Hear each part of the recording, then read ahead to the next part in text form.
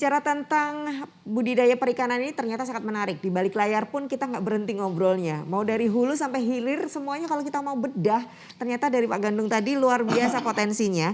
Dan kalau itu masyarakat menyadari itu dan kemudian kita bersama-sama melakukan tadi seperti Pak Dato sampaikan, seandainya kita tuh semuanya bersama-sama mungkin sudahlah, sudah cukup buat DIY. Baik, saya ke Pak Kepala Dinas lagi Pak. Sementara ini tadi dari datanya Pak Gandung tuh luar biasa potensinya. Bagaimana Dinas sendiri membina masyarakat untuk mulai tadi dari benih kemudian pembesaran ikannya dan keperluan lain. Apakah sudah dilakukan program-program untuk itu Pak?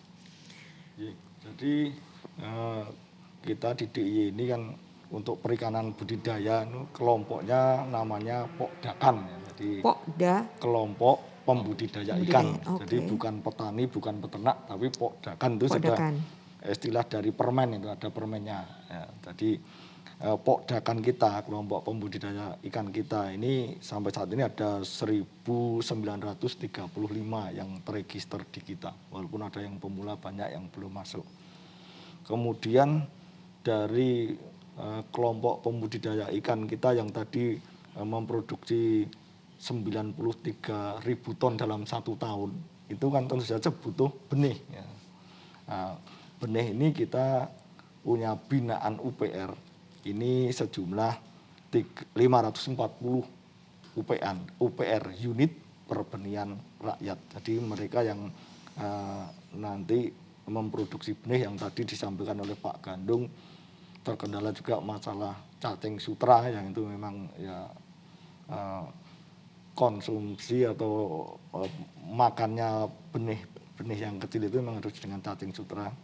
Dan tadi sudah ada teknologi dari perguruan tinggi yang nanti akan kita adopt, akan kita downloadkan di masyarakat. Jadi cacing sutra ini memang banyak yang mencari ke kita itu bagaimana di mana harus memperoleh cacing sutra, tapi ternyata tadi sudah bisa diproduksi. Jadi nanti kita harapkan untuk yang pembudidaya yang sudah eksis, yang sudah besar dulu, nanti kita bantu paket cacing sutra. Jadi mungkin teknologinya sederhana, hanya dari kotoran lele yang ada di situ ya kemudian diproses bagaimana supaya itu nanti bisa tumbuh cacing sutra. Ini untuk benih. Jadi benar-benar satu kesatuan rantai gitu ya Pak ya? Satu rantai tadi yang disampaikan oleh Pak Gandung. Nanti kita harapkan seperti itu ya. Tentu saja ini untuk pembudidaya yang sudah eksis nanti, yang sudah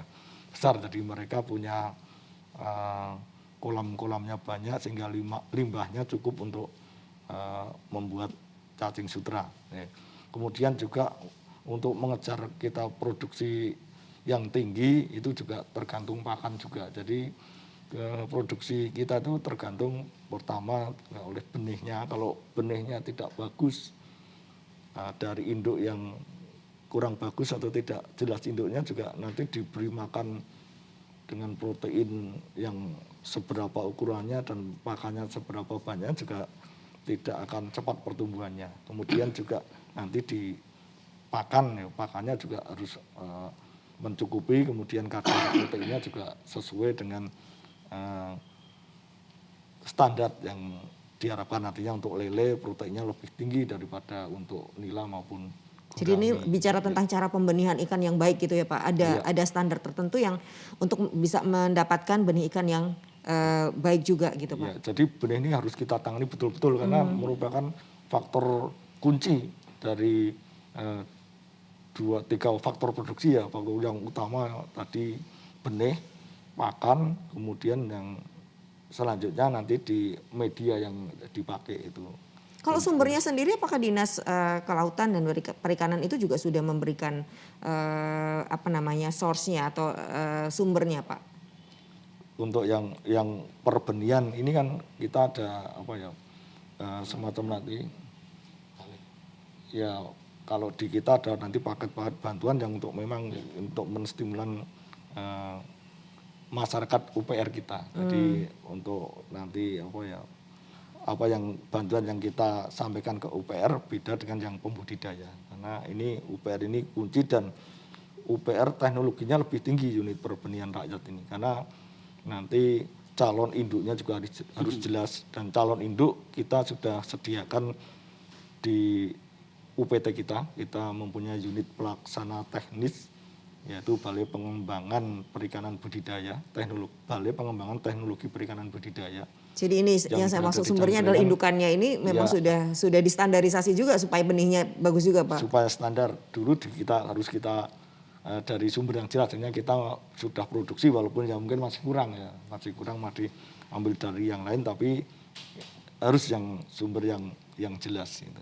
Jadi nggak cuma manusia aja pakai bobot bibit bebet gitu ya. Ikan pun harus jelas indukannya yang mana gitu. Itu dampaknya memang signifikan, Pak Gandung. Signifikan. Ketika benihnya kurang bagus, ketika nanti dikembangkan. Iya.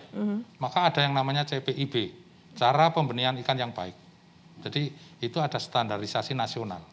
Nah, syarat-syarat apa ada di CPIB? Bagi UPR ini harus sangat paham soal iya. itu.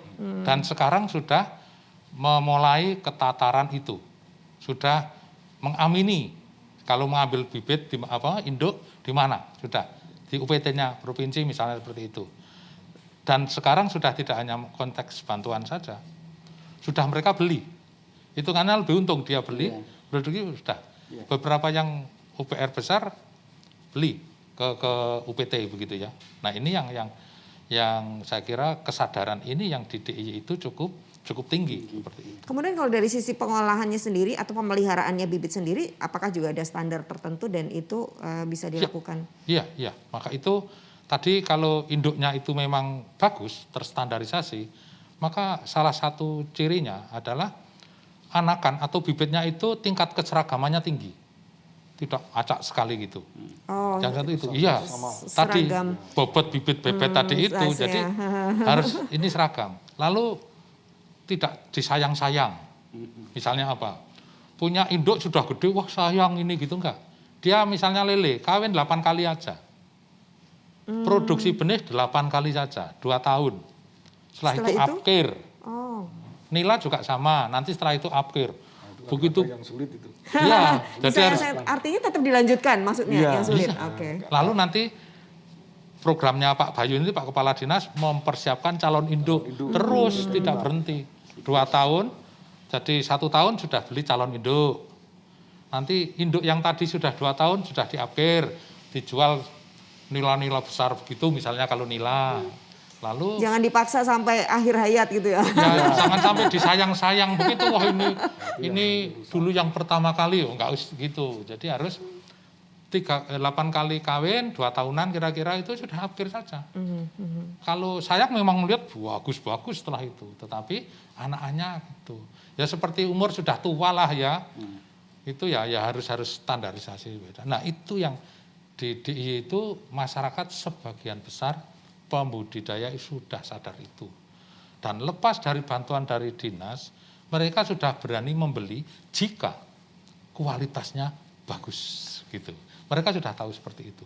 Oke, baik. Wow, menarik sekali. Nah, kalau Komisi B sendiri memberikan support apa saja Pak ketika masyarakatnya sudah bergerak, kemudian ini sudah ada intervensi teknologi dan seterusnya, mulai ada komunitas satu rantai di satu wilayah dan seterusnya. Apa yang tergambar kemudian untuk supporting ini supaya lebih cepat lagi Pak pertumbuhannya Pak? Jadi advokasi saya kan tuntas, artinya ketika aspirasi saya sampaikan Pak Bayu atas pertimbangan Pak Gandung menjadi sebuah kesimpulan lah, saya kan eksekusinya anggaran Pak. Sehingga dengan itu terjadi sinergitas. Karena kalau kita bicara hanya masalah ikan, benih ikan, sebenarnya kita tidak bisa lepas yang lain. Karena ikan itu butuh hidup di air, kita harus mencermati kualitas air, lingkungan, dan selanjutnya. Bahkan hari ini kenapa penyediaan bibit termasuk yang untuk perairan umum tinggi? Karena kita pengen menggenjot biar kebutuhan akan ikan di masyarakat itu terpenuhi. Sambil tadi yang disampaikan. Karena kita kadang-kadang juga manusiawi lah, yang namanya teknologi itu kan perkembangannya cepat Mbak. Kadang-kadang orang-orang kita baru belajar sudah muncul teknologi baru. Sehingga ini kan yang disampaikan Pak Gandung tadi. Kalau itu kita lepas dengan teknologi baru, habis pemberdayaan kita yang bawah ini habis. Ini kan bentuk pengendalian. Makanya kemarin dengan Pak Bayu juga, ayo Pak, potensi air ini kita inventarisasi, kemudian jenis ikannya diplot, Kulon Progo apa, Sleman apa yang sesuai dengan kondisi mereka. Tidak hanya sesuai pengajuan masyarakat, artinya kita juga harus memfilter. Karena kadang-kadang wong ki melu-melu ini, nah kita juga harus mengiring pada sebuah profesional. Jadi tadi disampaikan evaluasi kita di Pokdakan itu kan sederhana. Pokdakan itu menurut saya menjadi pusat pembelajaran, baik itu berorganisasi maupun pembudidayaan. Selepas itu mereka yang profesional sendiri-sendiri. Seperti yang sampaikan Pak Gandung tadi, bibitnya tuku dewe, dingu dewe, dan selanjutnya. Ini kan menjadi profesional. Tetapi bahwa kita, pemerintah sudah memfasilitasi sampai pada pembelajaran-pembelajaran untuk terjun kepada yang profesional. Karena kalau tidak itu termasuk nanti pada sistem pemasaran.